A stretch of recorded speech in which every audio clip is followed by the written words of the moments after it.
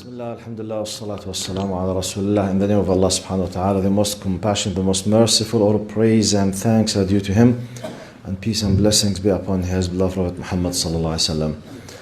Anas radiallahu anhu, Anas ibn Malik, the great Sahabi, the one who served Prophet Muhammad sallallahu alayhi wa sallam for 10 years. He has a lot of beautiful incidents with Prophet Muhammad sallallahu alayhi wa sallam. I will mention some of them like a message for us as parents, as fathers, how to let the role model for us be Prophet Muhammad sallallahu alaihi wasallam, not anyone else, not this champion, not this hero in basketball or in football, not this whatever. No, Prophet Muhammad sallallahu alaihi wasallam.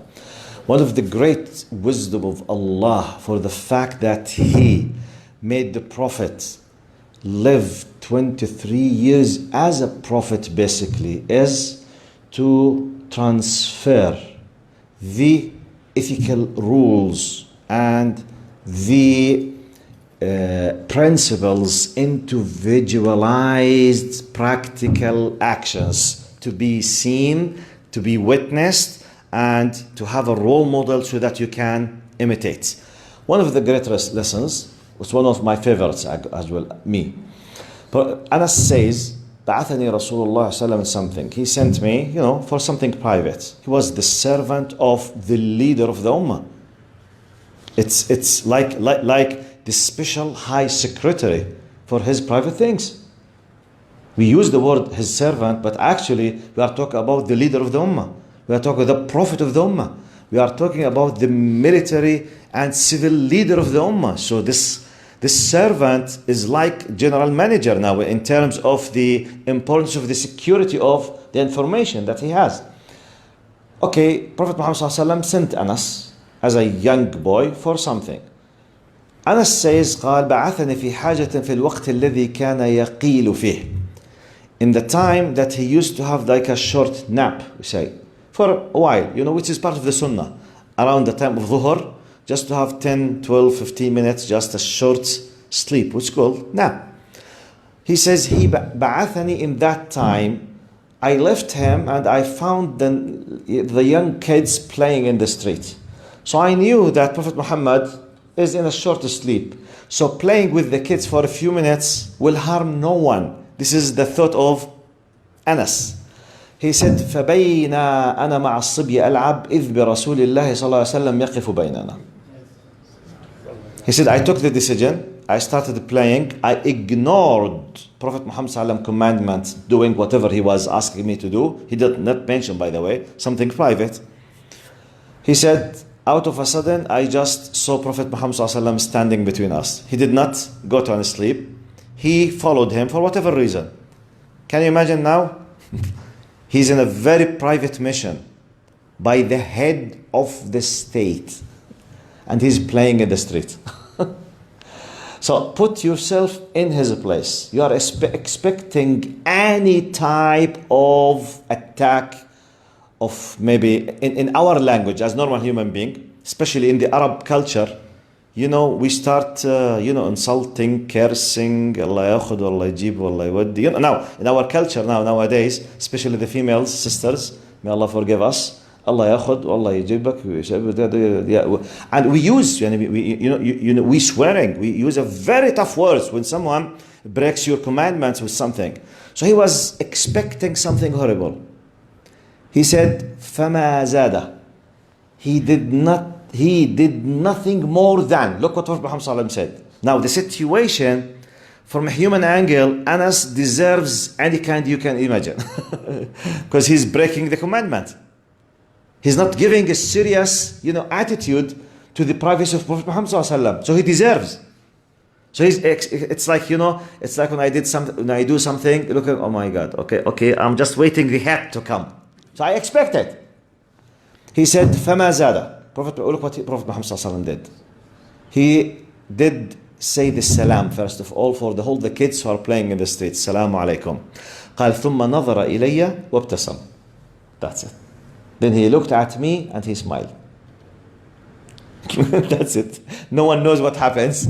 No one knew what happened. And just as, he felt sorry, but he did not insult him. He did not break his heart. He did not tell him, hey, you such and such and such, have I told you, what is the 10th time that you have done, you are blah, blah, blah. You know, we do this with our kids sometimes, at home, in front of their relatives. We break their hearts. We destroy sometimes the personality, especially in the Arab culture. Maybe I'm addressing Arabs more or less. I don't know other nationalities, but unfortunately, we Arabs are professionals in this. Unfortunately, you know, when the Islam, we do horrible things. So let's take a lesson from our dear Prophet Muhammad sallallahu alaihi wasallam. He looked at him, just smiled. Khalas. No need to put extra load. He realized what he has done. Take him in privacy. For example, remind him, don't attack.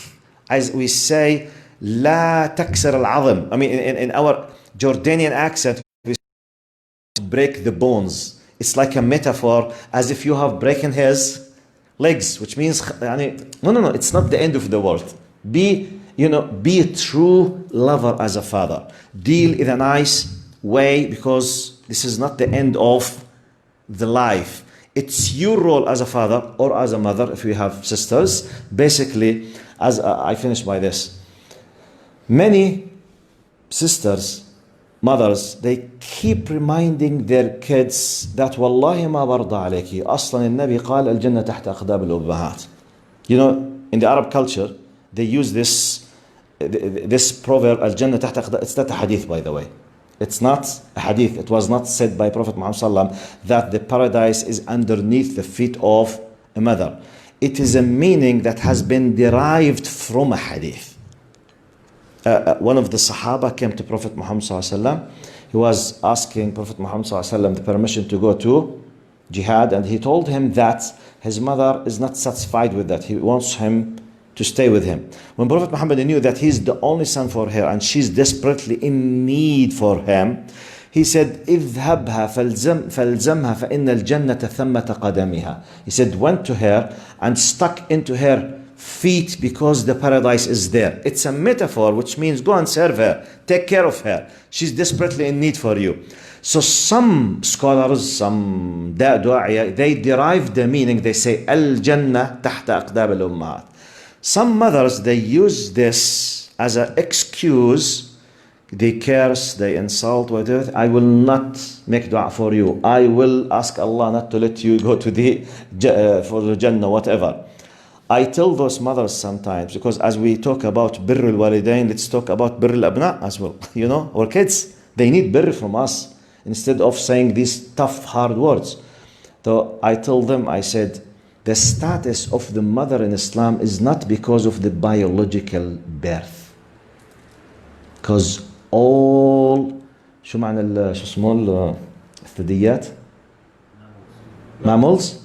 All mammals, they give birth. It's not just something unique for the human beings. Which means the status of the motherhood in the Quran, وَقَضَى رَبُّكَ أَلَّا تَعْبُدُوا, it's not because just giving birth. No.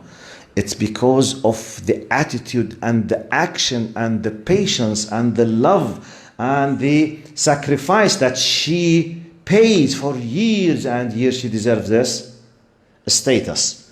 Core message.